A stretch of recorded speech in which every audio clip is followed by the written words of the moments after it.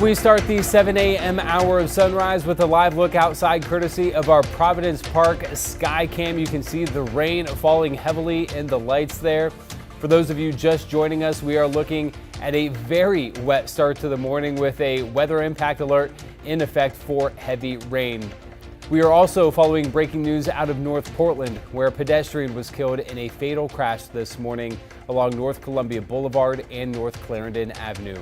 We will have more on that breaking news later, but first we again are tracking heavy rain all across the area on this KGW weather impact alert day. I want to thank you for joining us. I'm Matthew Herchick. We do have team coverage for you this morning. Corey Johnson is on the lookout for possible flooding conditions here in the city. But first, we want to hand it over to meteorologist Rod Hill and Chris McGinnis, who are tracking how this weather is going to impact your morning. Rod. Yeah, my part of the story is pretty straightforward. It's steady rain. We have heavy rain pockets currently moving through Portland. We have the impact alert up today and tomorrow, and the Weather Service has us under a flood watch today and tomorrow, actually extending into tomorrow night, but ending by the time you wake up Saturday morning. Steady rain, heavy times. Be alert. Expect high water spots that can lead to hydroplaning, and also be alert that you could come around a corner and find a low spot where there's just standing water over the roadways. We've picked up nearing 2 inches of rain in downtown Portland since 5 o'clock yesterday afternoon, and the atmospheric river continues to be pointed at us. Here you can see that in yellow, heavy rain just south of downtown. You get a sharp break off of the rain stream south of Salem, so just some light rain now down around Albany and into the Corvallis area. Here's our Rose City camera.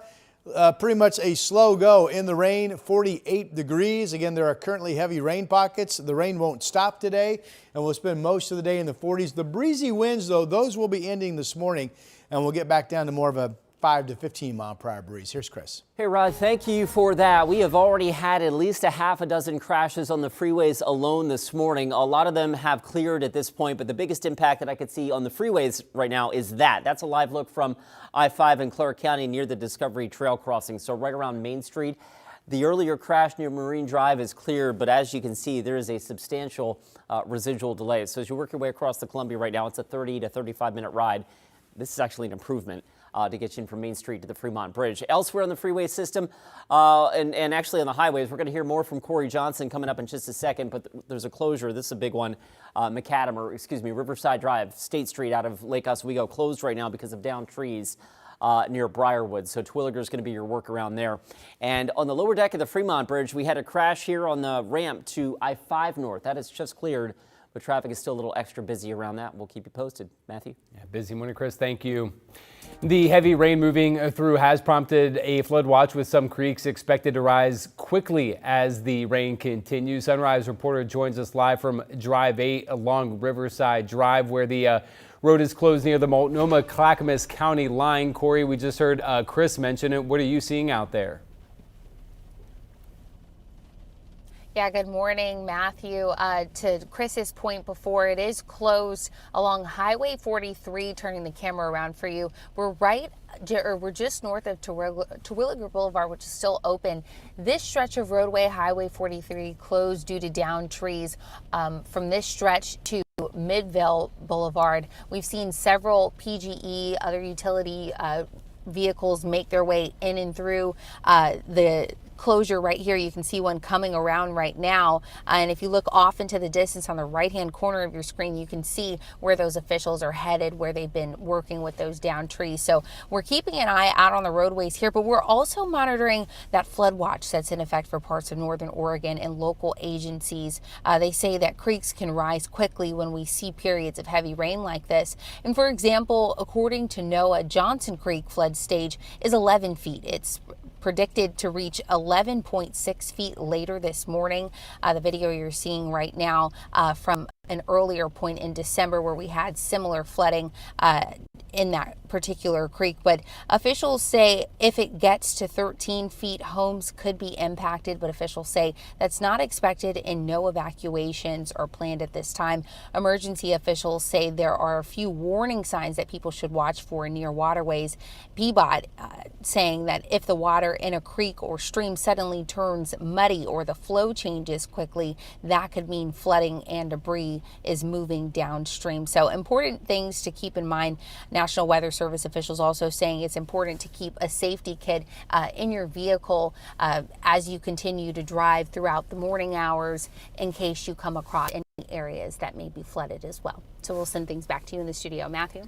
Corey Johnson reporting live this morning. Corey, we'll check back later on. Thank you.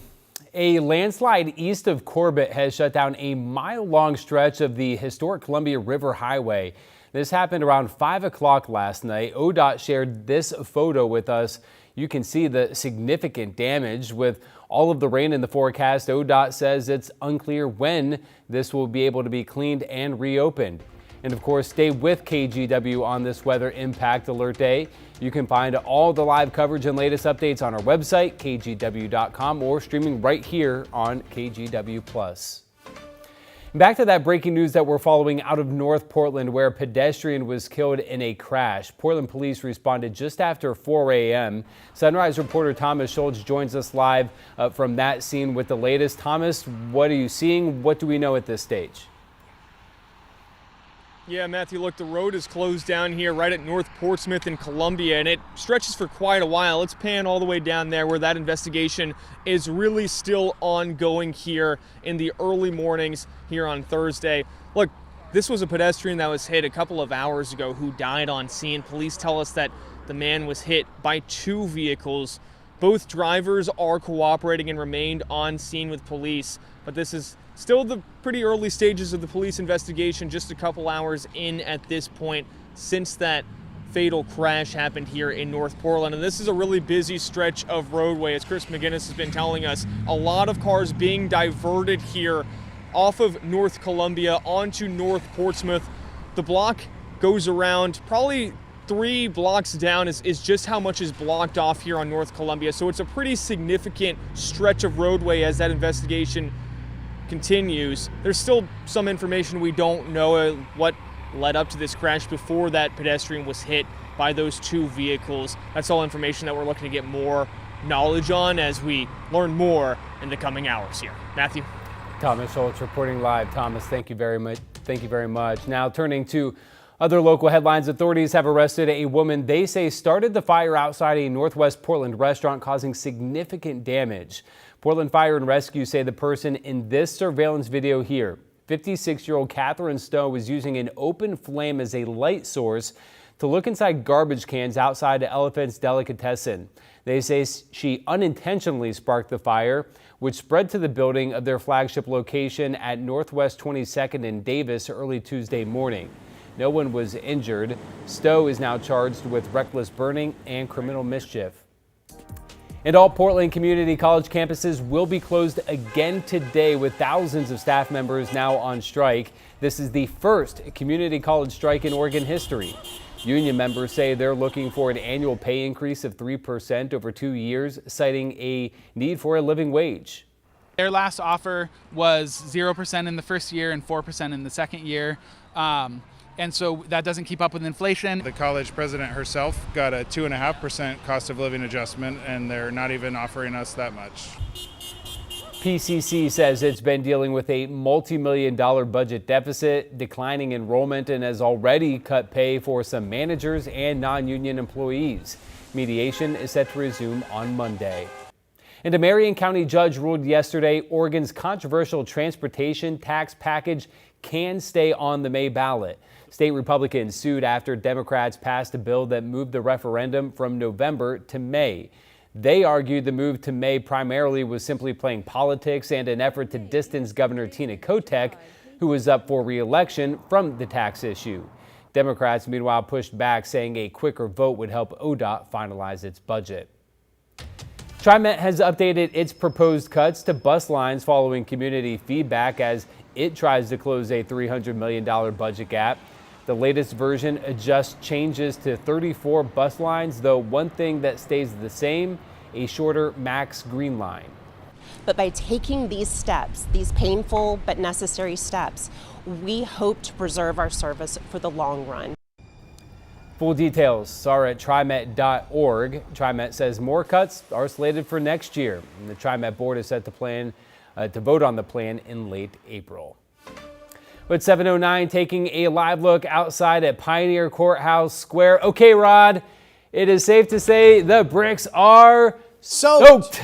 Oh, we got it. Yes. I thought you were going to slip up and go wet. I'm like, wet, soaked. They're drenched, they're soaked, they're buried underwater. Oh, my goodness. Yes, this is day 2 of this 3-day rain event. This will easily be the wettest stretch that we've had this entire winter. The first atmospheric river we had in December delivered just over 3 inches of rain over a 2-day period. This is a 3-day period, but we could get up to 4 inches of rain through this event. Here we go with the flood watch up today through tomorrow overnight. It'll be dry and the event will be over by the time you wake up Saturday morning. We have the KGW weather impact alert up through that time. Additionally, 2 to 3 inches of valley rain yet to fall. Coast Range rivers and the Willapa Hill rivers near flood stage to cresting above this morning. The Grays in the Willapa Hills, the Task and the Wilson rivers going into Tillamook County. The Pudding River down in Aurora, that one also on the way up above flood stage. And I did check on Johnson Creek above flood stage this morning, cresting. The Estacada River is expected to get up to about a foot from flood stage. So the rivers are definitely rising. They're definitely high. And again, the biggest bullseye, which is often the case, are the ones coming, not all of them. The Nehalem River, not under a flood warning that I have seen.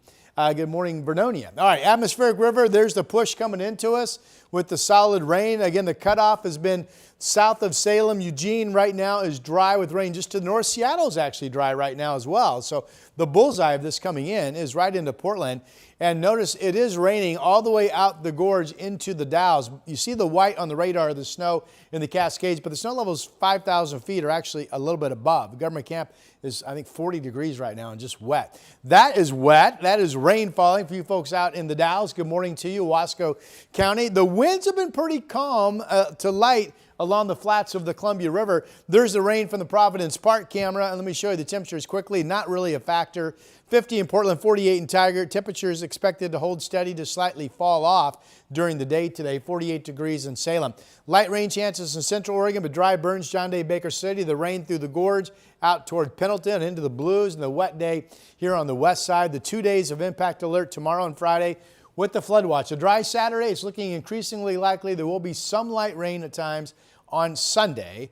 Right now, I've got the luck of the Irish on Tuesday for St. Patty's Day, 71. Wow. Here's Chris. Smiling on us. All right, back to some seriousness here. The drive has been really rough this morning. All that said, things have actually started to improve a little bit because of the 6 earlier freeway crashes that we've had, most of which have cleared. But there are some heavy delays remaining. This is I-5 up near, or just south of Hazeldale.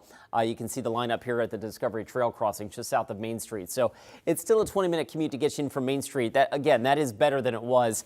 As we look across the freeway system, plenty of water on the roads there. Yeah, the ODOT sign there.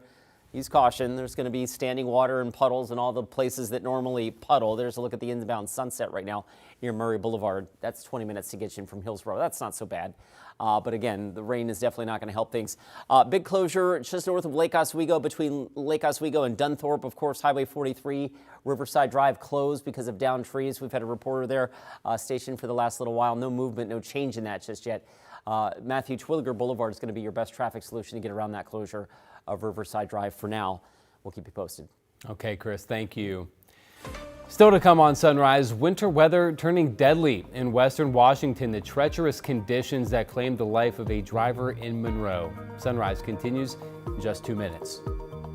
I'm Matthew Herchick, new morning anchor at KGW. I'm a huge sports fan, and I know I might be from the Buckeye State, but I'm excited to explore what the Rose City has to offer. I want to make sure you're prepared for the day, whether it's bringing you breaking news or sharing those inspirational stories that make you smile. We've got you covered. Because when news moves fast, you need a team that moves with you. Make the move to Portland's #1 streaming newscast, Sunrise, weekday mornings from 5 to 9, anywhere you watch.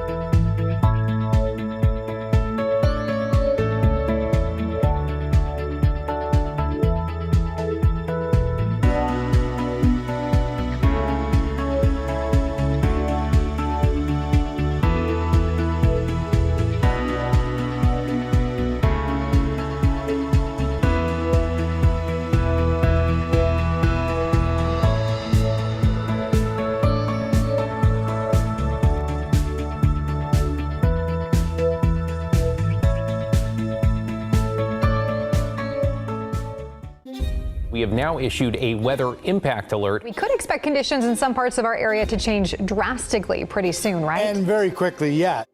This is significant rainfall coming our way. You'll definitely want to be extra cautious. Certainly becoming increasingly hazardous. We've got the potential for some tree limbs or even trees or power lines to come down. Of course, when you hear thunder, it's always best to take cover. On Weather Impact Alert Days, stream extended coverage on KGW+.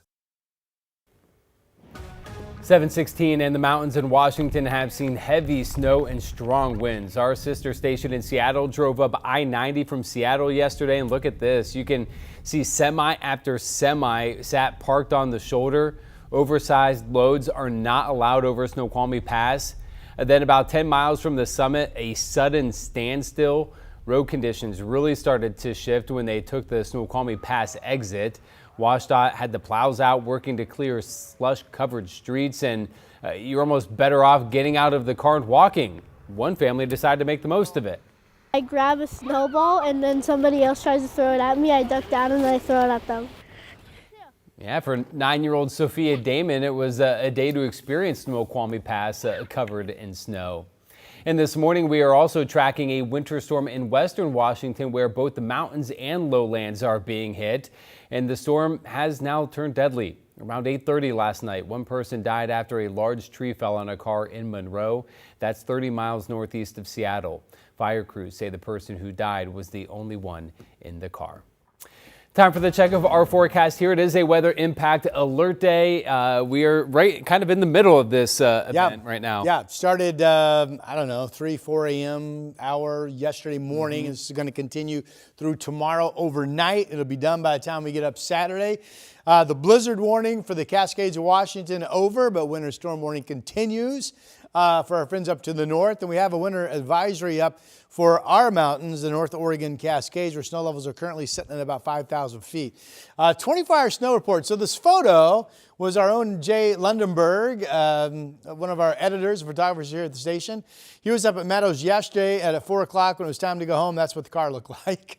20 inches new at Timberline, 15 new at Meadows over the past 24 hours. And what I really wanted to show off is this. The Mount Hood snowpack started the week at 37% of normal to date for season. We're now up to 45% of normal, and I think we will make our goal, which was by the end of this week to get the snowpack up to 50% of normal. So we're on track to make up that recovery. Here's Government Camp. I mentioned the snow level is sitting at about 5,000 feet right now. It's 38 degrees. That's just all wet. Santiam is 36, all wet. Willamette Pass pretty much wet and 36 degrees. Caution. If you're going up there today, be prepared for changing conditions.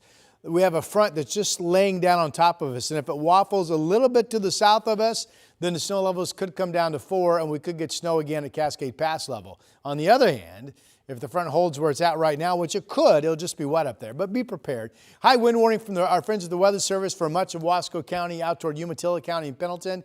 The area's in red. This includes Goldendale on the Washington side of the gorge up until 11 o'clock this morning for potential south gusts of 50 to 60 miles per hour. This does not include you folks in the Dalles, where it's been relatively quiet wind-wise along the flats of the Columbia River. You got to get up in elevation away from the river to start picking up some wind. Our flood watch, here it is. It ends right on the Marion-Lynn County line, so it does not include you folks in Albany, for example.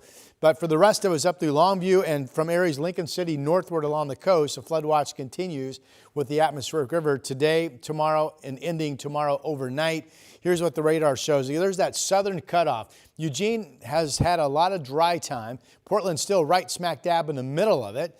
There you can see the snow showing up on the radar, but we just saw it's wet at Cascade Pass level at Government Camp. Okay, that's wet. That's our Salem live sky camera, 48 degrees there.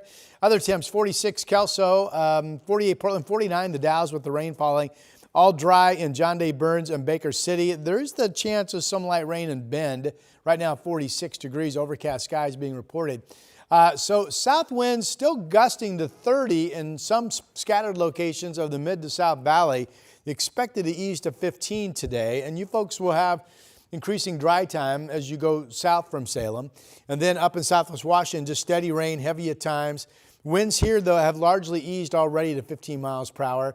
Battleground and Longview about 47 degrees this afternoon. The flood watch, the impact alert for the steady rain machine continuing for Portland all the way through tomorrow night. The dry Saturday, a touch of light rain on Sunday. And then I've got dry on Monday, and St. Patty's Day could be our first 70-degree temperature of the season. If that's going to come true, I will wear green. I will jump on the Irish bandwagon. Here is Chris. And then we'll push you at the green wall. We won't see it. That'll be nice. All right, this morning on the rails, getting word from TriMet of some max issues near the airport. The red line delayed to Hillsborough because of an earlier mechanical issue, delays of up to 15 minutes. On the freeways, they are wet, they are slow. We've had at least a half a dozen freeway crashes this morning. The good news is they have since cleared, but we still have some residual delays. There's I-5 out of Clark County, still a 20-minute ride in from Main Street to the Fremont Bridge. We take you live to Highway 43. This is Riverside Drive. Photojournalist Chad Dehart on the scene. There you can see the road closure blockade up.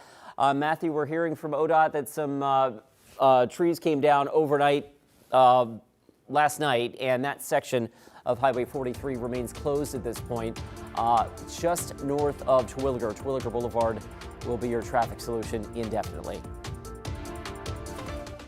The battle over that critical oil route, the Strait of Hormuz, is intensifying within the larger war with Iran. I'm Alice Barr in Washington. Coming up, we'll have the latest details and the effect on the prices you pay at the pump. Hi, I'm Christine Padawanich. I'm a journalist at KGW, and I love exploring Portland's amazing food scene. New spot? I'm there. So I don't just report about our community, I belong to it. What happens here affects us all, and that's why we care so deeply about getting it right. And when local journalism is done right, it doesn't sit still, it moves. It moves you to act, to vote, to volunteer, to speak up, or to lend a hand. It moves your mind by challenging assumptions and offering new perspectives.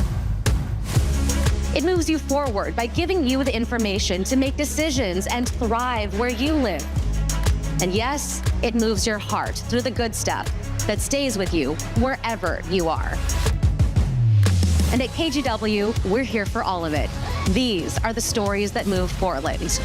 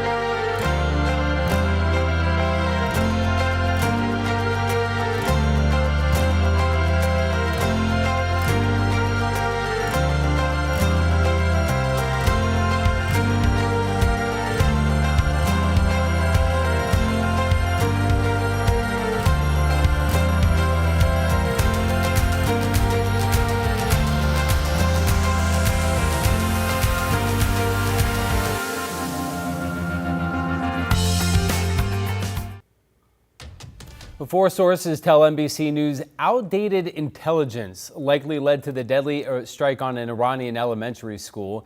This morning, Democrats on Capitol Hill are pressing for more answers. NBC's Alice Barr has those details. This morning, an intensifying war within the war over that critical oil route, the Strait of Hormuz.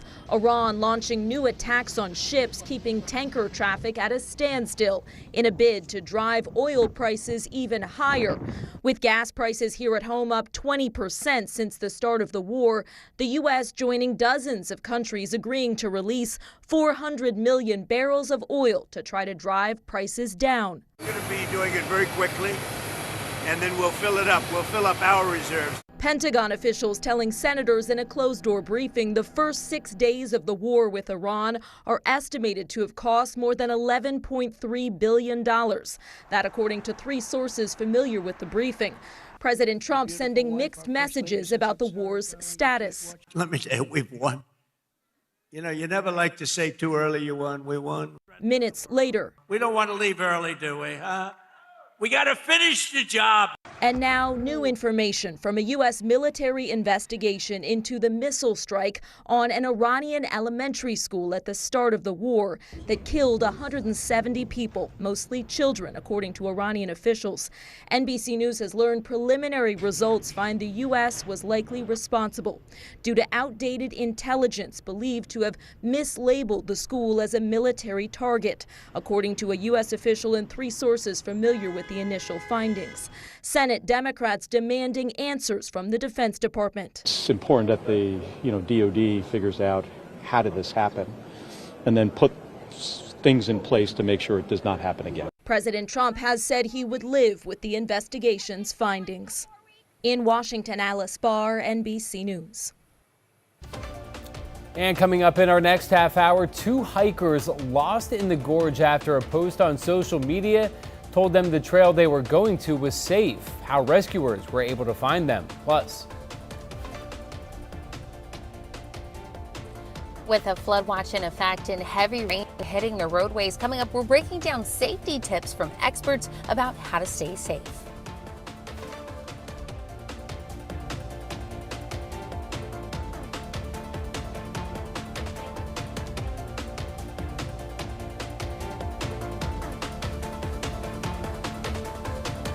KGW Plus TV app, streaming 24/7. Local news from the team you trust. Track how the weather will impact your day. Breaking news live from the scene. All the local news you need. KGW Plus. Download on your TV and watch for free. On Weather Impact Alert Days, stay informed, prepared, and connected with KGW and KGW Plus. Coverage that alerts you to what's coming and how it will impact you. Watch extended weather coverage on KGW Plus.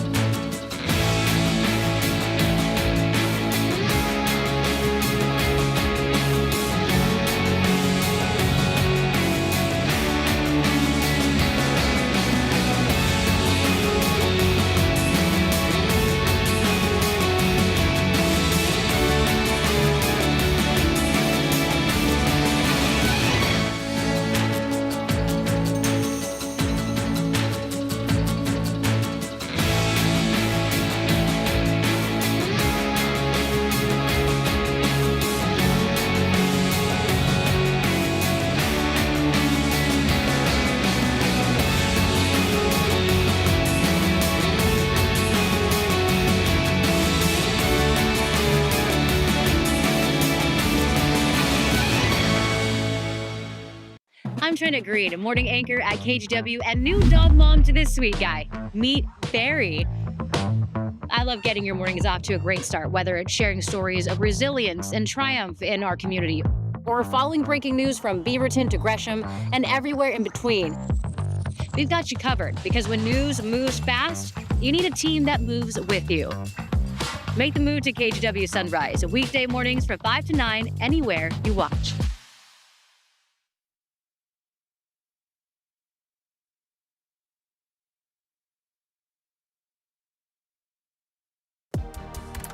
We are coming up on 7:29 on what has been a pretty rough morning on the roads thus far, with 6 or 7 crashes on the freeway. They have cleared, and the drive actually getting a little bit better in some cases, but we still have a number of slow spots. There's I-5 from Clark County right now, a 25-minute ride in from Main Street to the Fremont Bridge. Also, rolling between Lake Oswego and Portland, Highway 43, Riverside Drive, is closed. It has been since the wee hours of this morning. There you can see photojournalist Chad Dehart with the live shot up. You can see the road blockage there. Rod, that because of downed trees, and Terwilliger Boulevard is going to be your traffic solution around that. Well, the gusty winds may have played a factor. Those winds generally have backed off until you get down into the mid-valley around Marion County. We still have some gusty winds being reported at about 30 miles per hour. The heaviest rain for the time being has now moved east of Portland, so we're getting at least into some light rain rates temporarily. We're at 47 degrees. KGW weather impact alert up today and tomorrow, as generally speaking, hours of steady rain will be continuing. Today's temperature is in the 40s.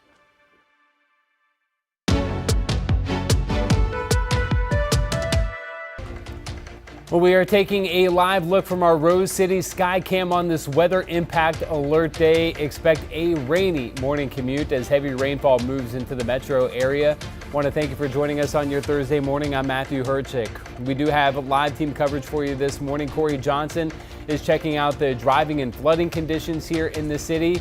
And Rod Hill and Chris McGinnis are tracking your weather and traffic impacts. Rod, it's soaked this morning. Yeah, if you're a person that likes rain percentage chances, what's the chance of rain today? 100 with the percentage sign behind it. Here we go with the steady rain shot, and basically it's raining as far out in the Pacific as the radar beam reaches. Now for the time being, watch this. The yellows and the dark greens have moved through. It was really coming down. That's now off to the east. So there's a little bit of a let up in the rain currently starting to take hold. Here's Salem, very rainy, 48 degrees. Here's downtown Portland. I mean, it's still raining. It's just not as heavy as it was. As you look at all the traffic lights, 47 degrees is the number. We are going to spend the day pretty much right where we are in the temperature department, and the rain will continue to be steady. The south winds that were noticeably gusty for a lot of us have backed off until you get down into Marion County, where we still have some south wind gusts scattered to about 30 miles per hour. But for the time being, Chris, this is about the most calm wind and rain rate wise we have been this morning, sir. Yeah, maybe that has something to do with the traffic actually improving a little bit. That said, we had 6 or 7 crashes on the freeways alone earlier this morning. They have cleared, but there are some residual delays. And one of those, actually, we have a disabled vehicle near Swan Island that's probably not helping this. There's a snapshot from I-5 near the Discovery Trail crossing, so up around Main Street. And again, that southbound I-5 drive is pretty thick this morning. It has gotten better from where we were, but still 30 minutes is a slow commute across the Columbia. From the roads to the rails, Max Red Line delayed to Hillsborough. TriMet saying because of an earlier mechanical issue near PDX, delays of upwards of 15 minutes. And last but not least, I know we're going to hear more about this in a second, but Highway 43 closed because of downed trees north of Lake Oswego. So Riverside Drive is a no-go. Terwilliger Boulevard is going to be your traffic solution around that moving forward. Matthew, back to you. All right, we'll keep an eye on that, Chris. And we are following breaking news this morning out of North Portland, where a pedestrian was killed in a crash. Portland police responding just after 4 a.m. this morning. That's where we find Sunrise reporter Thomas Schultz with the latest. Thomas, what are you seeing? Have we learned any new information?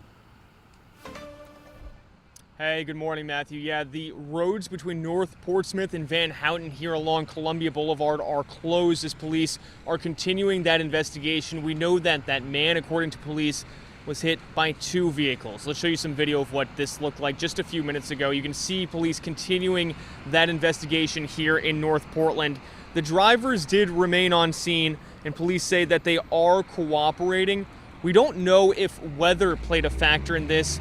We spoke with a sergeant with Portland Police who says it's hard not to imagine that it didn't, but at this time it's just too early to tell for sure. That is something that they will continue to look into as that investigation continues. But back out here live in North Portland along Columbia Boulevard, this road closure, while it's relatively small and 3 hours into this investigation, it is leading to a lot of diversions. Of course, North Columbia Boulevard is a really heavily used area, not just by cars, but also by semi-trucks. So they're having to divert off of North Columbia and go around this fatal crash investigation. We asked police how long this investigation is going to take. They said right now it's just too early to know. Matthew. Thomas Schultz reporting live from North Portland. Thomas, thank you very much. And if you are out on the roadways this morning, there are a few things that you can do to keep yourself safe amid these flooding conditions. Sunrise reporter Corey Johnson joins us live from Drive 8. And Corey, we know there's a road closure near the Multnomah-Clackamas County line. What are you seeing this morning?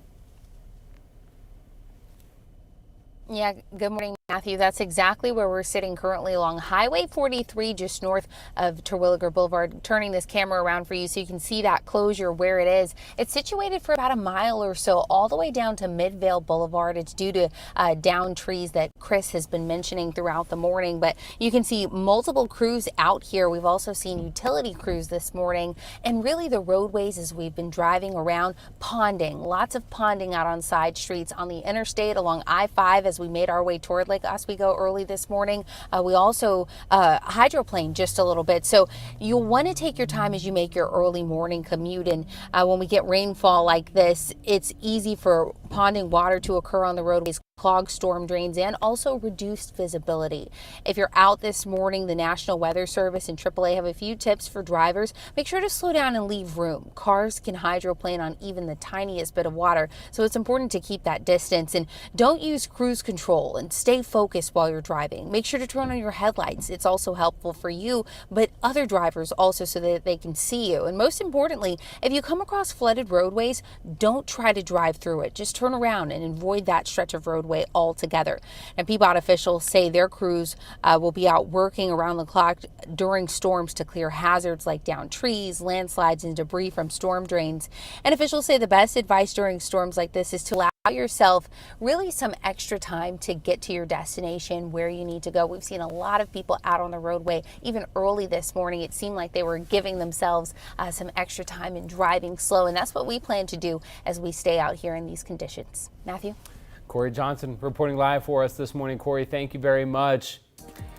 3 people, including a Washington State Patrol trooper, were hurt during a high-speed chase on I-205. That happened last night around 11:30 near State Route 14 in Vancouver. According to the fire department, Vancouver police were trying to arrest a wanted person during a traffic stop when they took off. After hitting spike strips, the driver was still speeding before they crashed into a State Patrol vehicle on I-205. One person was treated for serious injuries and another had minor injuries. There is a word that the trooper was treated and released from the hospital.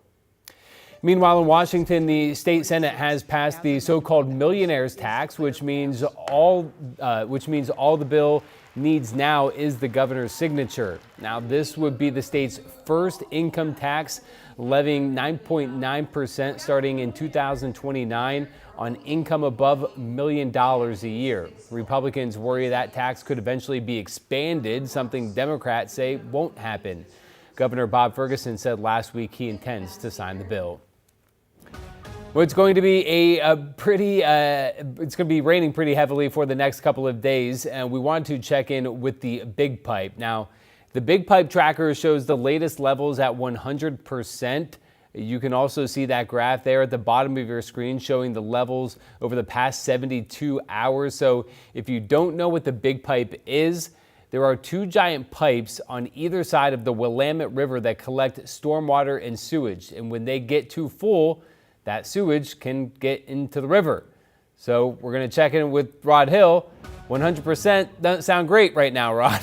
No, but keep in mind, in my opinion, from what we've seen in the last several years, the money spent on this big pipe, it is working. It was a good investment. We only have these spillages into the river when the pipe gets 100% full, generally speaking, when we have an inch of rain in a 24-hour period or more, which we don't do that often. Again, the big pipe was never going to solve everything, but it was going to take this many events and turn them into that many events, and that is what that big pipe has been doing. Clearly, this is one of the atmospheric rivers of the winter that's throwing more water than the pipe can handle. 5 inches in Tillamook over the last 48 hours, over 2 in Astoria, over 2 in Portland over the last 48 hours. And you know what? We could pick up another inch today. We could pick up another inch tomorrow. We could pick up another inch before it all comes to an end Friday overnight. So this is the most impressive water amount of any of the atmospheric rivers we've had this entire winter. And the ones of note were the 2 in December and now this one. Here's the steady rain. It's dry down in Eugene and it's dry up in Seattle. So Portland's right smack dab in the middle of the moisture flow this morning. It is raining up at Government Camp, by the way. Cascade passes are wet. Do not assume that will continue. It may, but be prepared, please, for the fact that the weather could change if you're going up to the high country today. Here is the wet ground in the Oregon Zoo up in the West Hills with raindrops falling, 47 degrees. What was a couple hours of heavier rain moving through the heart of the Portland metro area, including Washington County, is now backed off. It's more of a gentle rain according to radar right now. Tiger at 48, there's Salem 48 degrees, 50 down in Corvallis and Almsville. Hey, Cooper, looking nice and dry there. Pet of the day at KGW.com is email address. That's Cooper this morning. Send us your pet's photo and we'll feature him on our show. Light rain touch in Central Oregon, dry burns John Day, Baker City. Rain through the gorge, raining in the Dalles right now. Good morning to you. And then the flood watch continues for areas from Lincoln City northward and basically from Salem northward across our region. The impact alert with the flood watch today and tomorrow. All this ends Friday overnight. You wake up Saturday morning, it ought to be dry. We have a touch of light rain on Sunday. We have a couple of really warm days to start next week. All right, Mr. McGinnis, what you got? All right, Rod, thank you for that. From the roads to the rails, we'll get back to that shot in a second. A reminder, TriMet experiencing some delays on the Max Red Line we're hearing because of an earlier mechanical issue near PDX. Delays of upwards of about 15 minutes again for folks trying to get from the airport out to Hillsborough. All right, back to the roads. They are wet, they are soaked. They are actually, believe it or not, in better shape now than they were earlier this morning when we had a half a dozen freeway crashes, all of which have cleared. But there are residual delays. This is I-5 up in Clark County. That's one of our big slow spots right now. Almost 40 minutes to get you from Main Street to the Fremont Bridge. And this is new. The I-205 drive now has gotten a lot busier coming in from Padden Parkway down to the Banfield. Also a reminder, between Lake Oswego and Portland, Highway 43, Riverside Drive, closed because of trees that have come down overnight in the 2 to 3 o'clock hour. Your traffic solution to get around this, as you can see the detour there, or not the detour, but the road closure signs. Your traffic solution, Terwilliger Boulevard, will keep you posted on that throughout the morning. Matthew? Thank you, Chris. The deadly storms and tornadoes tear across parts of the central U.S. Coming up, the damage left behind and the moment one man realized a twister was heading for his home.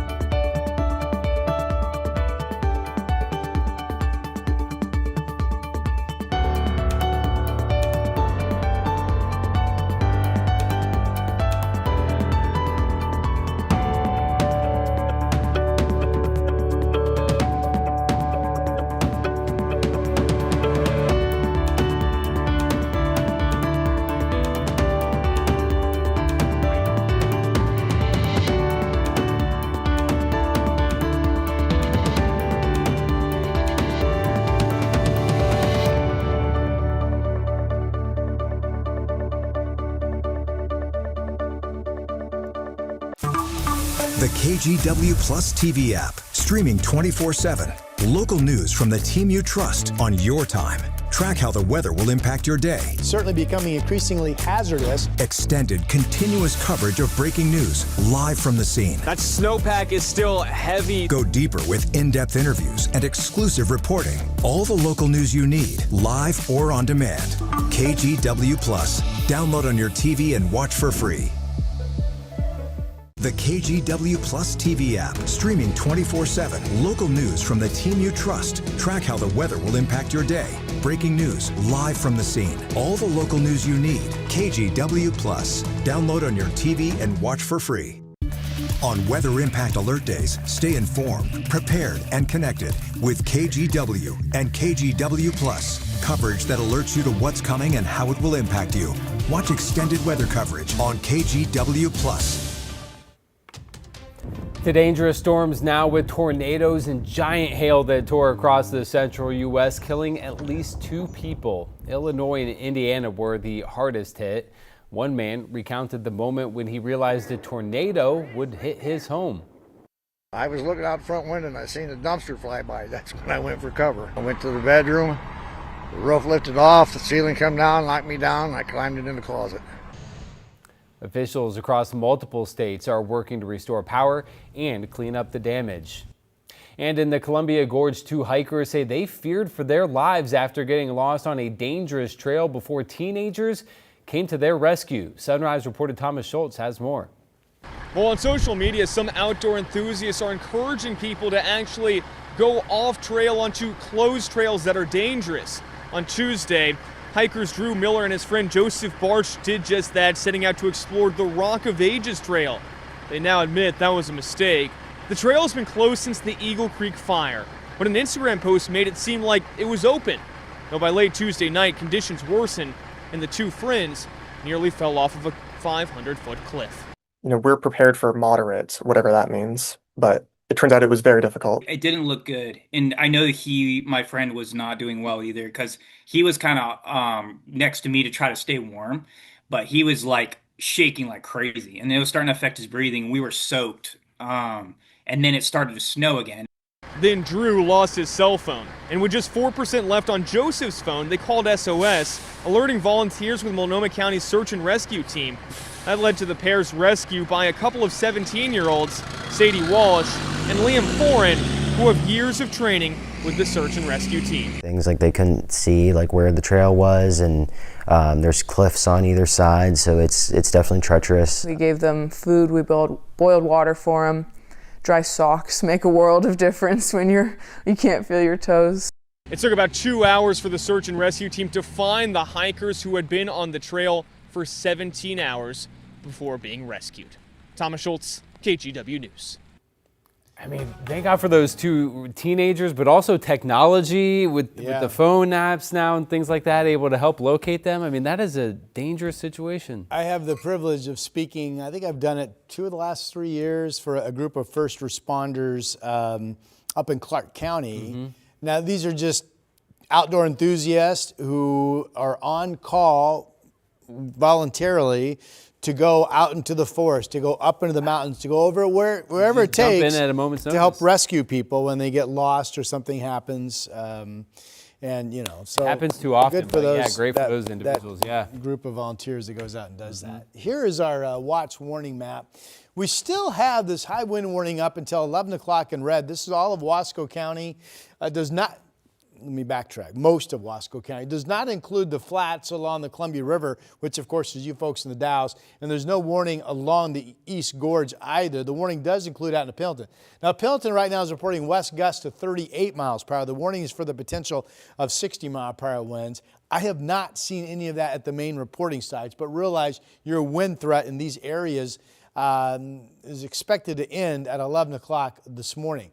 Now on the bigger map, here's our flood warning, which includes up into southwest Washington, stops in Lincoln City and stops at the Lynn County line. Does not go down to Albany, does not go down to Eugene. This flood watch is up all the way through tomorrow overnight. Again, remember this is a 3-day atmospheric river steady rain event. Yesterday, today, and tomorrow, ending tomorrow overnight.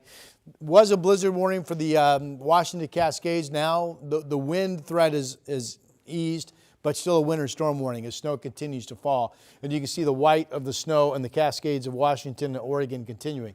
Now around Mount Hood and areas to the south down to Jefferson, snow levels actually come up to 5,000 feet and the passes are just wet this morning. In fact, government camp setting at 40 degrees. But understand, we had a warm front that came in initially, but now the trailing front is a boundary in the atmosphere just kind of laying through us, and it's not going to change much. So the winds just keep riding that boundary. And if the front goes a little bit to the south, the snow level could get down to 4,000 feet again over government camp. But if it holds where it is or pushes to the north, the passes will continue to be wet today, and that could go either way.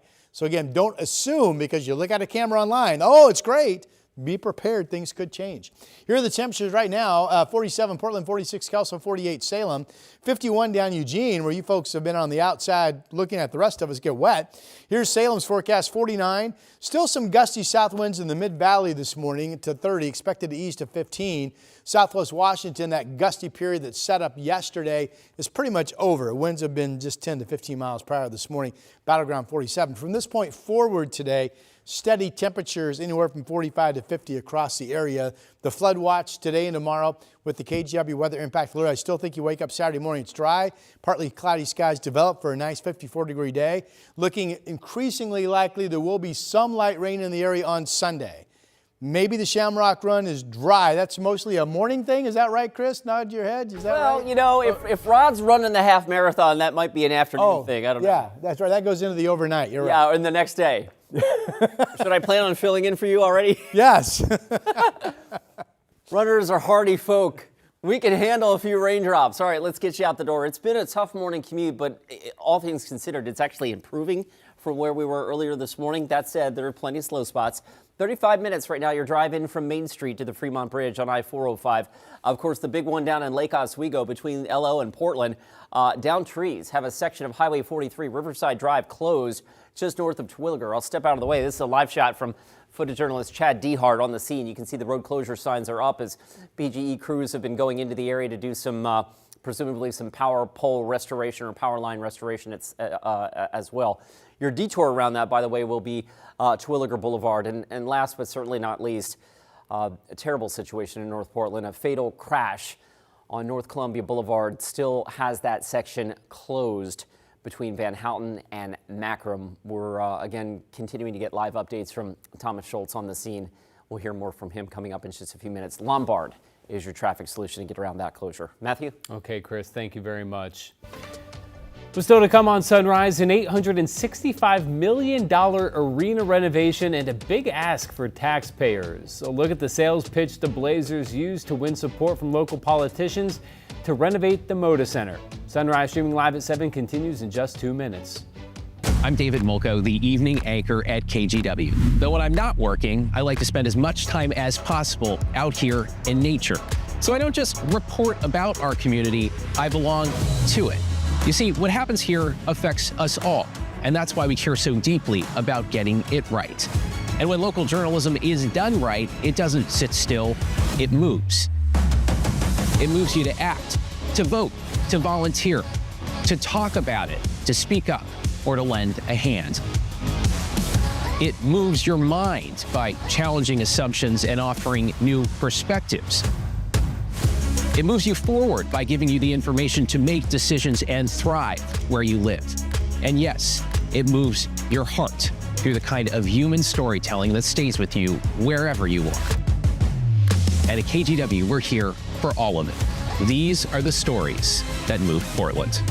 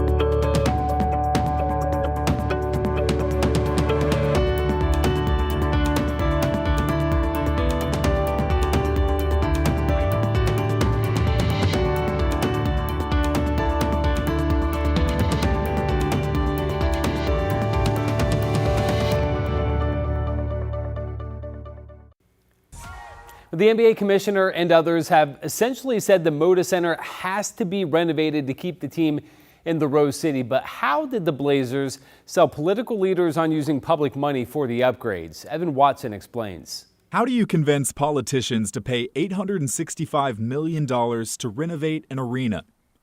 For one, Rip City Management and the Portland Trail Blazers sent a pitch deck pointing to civic pride, economic growth, and the desire to make Portland a destination city for national events. The team highlighted a few other NBA arena projects, saying comparable markets like Charlotte, Oklahoma City, and Indianapolis primarily used public funds. The graphic didn't include examples like Milwaukee, where wealthy team owners and taxpayers split the cost 50-50. The Blazers also included a toolkit, talking points to support a Moda Center revamp. The new ownership group includes billionaires. Why can't they pay for the renovation? There are limitations in Portland. Paul Allen's previous private financing was an outlier, and an additional $600 million on top of the $4.2 billion sale price is not possible. And importantly, does renovating the arena mean the Blazers will stay in Portland? A long-term lease for the Moda Center will commit the Blazers to playing in the building for the duration of that agreement, the team said, as long as public funding can be committed. The city of Portland, which bought the Moda Center in 2024, says it will negotiate a new 20-year lease with the Blazers this spring as part of its funding deal.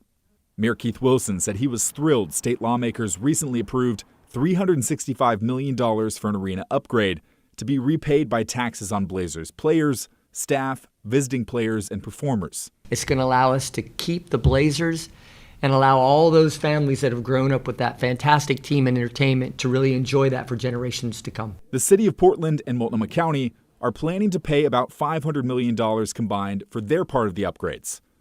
These public documents include unpublished renderings of a potential Moda Center renovation, concepts of a new exterior, and a new bar and suite area. Rip City Management ultimately sold politicians on the risk that the Blazers could leave, writing, "In smaller markets like Portland, Where venues cannot generate the same amount of revenue as teams in big markets, public investment is necessary to secure the long-term future of a team. So far, elected leaders have signaled it's a price they're willing to pay. The KGW Great Food Drive is going on right now. We need your help to collect enough donations to provide more than 1 million meals to local people and families in need. One way that you can help right now is by making a donation at Rivermark Community Credit Union. A $25 donation provides a week's worth of meals for a family. And all week long, local Toyota dealers will match all donations up to the first $10,000. We want to thank local Toyota dealers, Pacific Office Automation, Rivermark Community Credit Union, and Safeway for supporting this year's food drive. Coming up at 8, KGW Sunrise continues live on KGW Plus as we're following two major stories this morning. Breaking news out of North Portland, where a man was killed after being hit by two vehicles. The latest on that investigation coming up in a live report. And it is a weather impact alert day with a flood watch in effect for Northwest Oregon. What you need to know about how the heavy rain could impact your morning commute.